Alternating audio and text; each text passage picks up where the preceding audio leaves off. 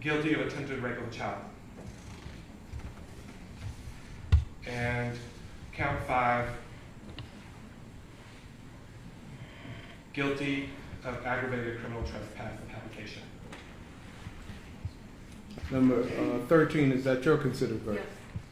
Yes. Number 12, is that your considered verdict?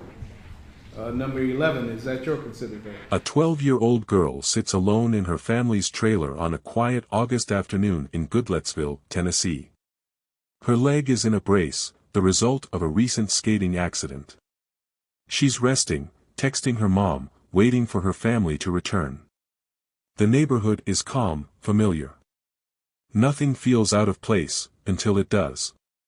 At 5:32 p.m., she sends a message to her mother. Someone's knocking at the door. I think it's the man who cuts the grass. Her mom reads the text and replies, unaware it will be the last conversation they'll ever have. Less than 90 minutes later, that same mother returns home with her other children. She walks through the door expecting to see her daughter, maybe still lying down, maybe watching TV. But instead, she finds something no parent should ever see, the body of her little girl, battered, bruised, and lifeless on the bedroom floor. There are no signs of forced entry. No broken windows. No splintered doors. Which means one chilling thing, the killer was likely someone she knew. Someone she trusted. The crime scene tells a story of sudden violence. A black karate belt tied around her neck. Bruises on her face. Her clothes pulled in ways that suggest something far worse was attempted. And in the middle of that horror, one quiet clue shines like a flashlight in the dark, a single text message. Just a few words. A warning. A whisper from the victim herself. That text would go on to guide the investigation. To direct the focus toward one man. A neighbor. A man with a dark past and a house just 2 doors down. What happened inside that trailer is every parent's nightmare. But what unfolded after became one of the most quietly chilling manhunts in recent Tennessee history, a story of how a child, with her final words, helped police find her killer. This is the murder of Yhoana Arteaga, and how her voice led to justice. It's August 10, 2017. The sun is heavy in the Tennessee sky, casting long shadows across the trailer homes of Goodlettsville, a quiet suburban town just outside Nashville. Kids are on summer break. Lawns are half-cut. Cicadas hum in the trees. It's the kind of place where everyone knows their neighbor, where the biggest headlines are usually about weather or school board meetings. But all of that is about to change. In one of those modest homes, tucked away in a small trailer park on Old Hickory Boulevard, lives the Arteaga family.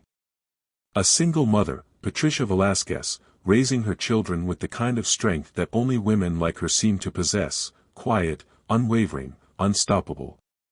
Among her children is Yhoana, 12 years old, sweet-natured, endlessly curious. She loves school, she loves art, and she especially loves roller skating. But lately, she's been off her feet. A fall during skating practice left her with a leg injury, and now, with a brace and doctor's orders to rest, Yhoana is stuck at home for most of the day. She doesn't complain. She never really does. That Thursday, Patricia has to leave the house for work. Her other children are with her, running errands and staying busy. But Yhoana stays behind, propped up on the couch with her phone, likely watching TV or scrolling through her messages. She's familiar with the neighborhood. She knows the routine. It's not the first time she's stayed home alone, and in a community like theirs, it doesn't feel dangerous. Not yet. Outside, the day unfolds slowly. People go about their business. Neighbors mow lawns, children play in the streets. At first glance, it's all ordinary. But something about that day isn't. Around 5:30 p.m., Patricia's phone buzzes. It's a message from Yhoana. Short. Direct. Someone is knocking at the door. I think it's the man who cuts the grass. Patricia reads it, maybe thinking nothing of it. It sounds harmless. Maybe even helpful. But what she doesn't know is that this message is the beginning of the end. That one text, casual, almost dismissive, would become the cornerstone of a murder investigation. The clue that would guide detectives through a maze of horror, silence, and betrayal. And at the center of it all, a child. Alone. Vulnerable. Unaware that she had just opened her door to something unspeakable. By 6:45 p.m., Patricia is back home. She parks, unloads the kids, walks toward the trailer. Something doesn't feel right. The door is shut. The house is quiet. Too quiet. She calls for Yhoana, but there's no response. She walks toward the bedroom and pushes open the door. And then, time stops. Her daughter's body lies on the floor. Her clothes are disturbed. Her face is bruised. A black karate belt is wrapped tightly around her neck. There's no sign of life. Patricia screams. The walls of that trailer collapse into chaos.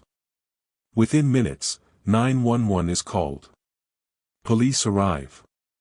The property is roped off with yellow crime scene tape. The once quiet trailer park transforms into a full-scale investigation site. Flashing lights bathe the homes in red and blue. Detectives begin their grim work. Inside the bedroom, the scene tells a horrifying story. The struggle. The violence. The clear attempt at something more than murder, something darker, more sinister. But one thing stands out, there's no forced entry. No broken locks. No smashed windows. Whoever did this, was let in. Let in by a 12-year-old girl who thought she was safe. A girl who trusted her surroundings. A girl who believed the man knocking at her door was just there to cut the grass. But this wasn't yard work. This was calculated. Personal. Evil. And soon, the truth would come crawling out from 2 doors down. It didn't take long for detectives to feel the weight of what they were dealing with. The violence of the crime, the age of the victim, the lack of forced entry, all of it pointed to someone familiar. Someone who had been close enough to earn a sliver of trust. That small detail became a guiding principle. Yhoana had likely opened the door to her killer. In the early stages, the investigation cast a wide net. But one name kept resurfacing, Roy Donald Coons Jr. He lived just 2 doors down from the Arteaga family. A familiar face in the neighborhood. Sometimes he mowed lawns. Other times, he was simply around. Always quiet. Always watching. He had even offered to do yard work for the Arteagas in the past. But what caught investigators' attention wasn't just his proximity. It was his past. Coons had a long criminal history, one that painted a picture of a man deeply troubled. Over 30 prior charges dating back to 1992, everything from theft to assault to making threats. He had bounced in and out of jail for years. Nothing in his record screamed murderer. But violence was not new to him. And neither was manipulation. As police canvassed the neighborhood, Roy Coons stood out, not because he was evasive, but because he was strangely cooperative. Too cooperative. He offered information no one had asked for. Repeatedly inserted himself into conversations. He tried to appear helpful, but his body language betrayed him. He was anxious, twitchy, cold. And then, came the break they needed. Forensic investigators had swabbed everything inside Yhoana's room, blankets, clothing, window sills, door handles. Weeks passed, the samples sent to the Tennessee Bureau of Investigation. And when the results came back, everything changed. Roy Coons' DNA was found in multiple places, on Yhoana's body, on the waistband of her clothing, and, most damning of all, on the window frame inside the room. It was no longer speculation. No longer theory. It was science. DNA doesn't lie. Armed with that evidence, detectives moved swiftly. Coons was arrested and charged with first-degree premeditated murder, felony murder, attempted rape of a child, and especially aggravated burglary. When the news hit, the neighborhood exhaled. Parents clutched their children. Neighbors stood outside in silence. They had lived next to a killer. A child predator. And no one had known. As Coons sat behind bars, preparations for trial began. The community, and especially Yhoana's family, waited. The prosecution knew they had to get it right. Not just because of the stakes, but because of the story. A little girl murdered in her own home. A family shattered. And a predator hiding in plain sight. In court, the evidence was laid out with precision. The DNA alone was overwhelming, but prosecutors didn't stop there. They brought in witnesses.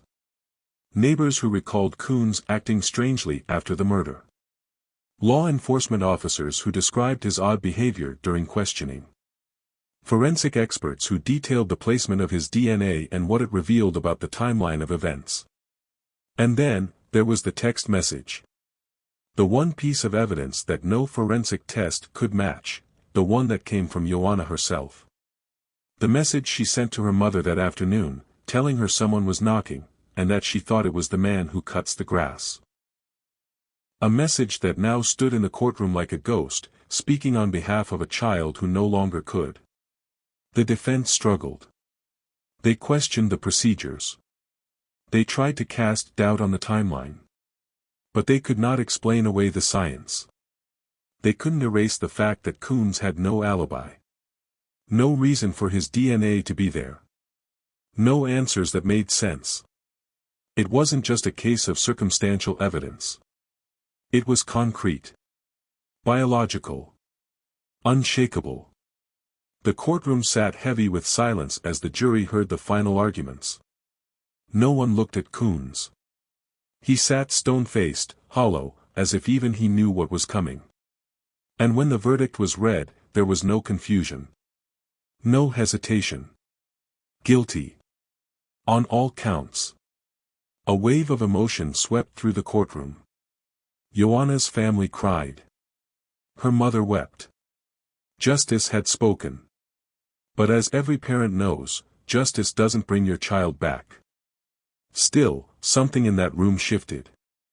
For the first time since that horrible day, Yhoana's voice had been heard. Not just in a text. Not just in the evidence. But in the legacy she left behind. Because that quiet warning, the one sentence she typed in fear, had helped expose a predator. It had helped stop him. And it had given detectives the one lead they needed to bring a monster to justice. This was the turning point. This was the moment the story stopped being a mystery, and became a reckoning.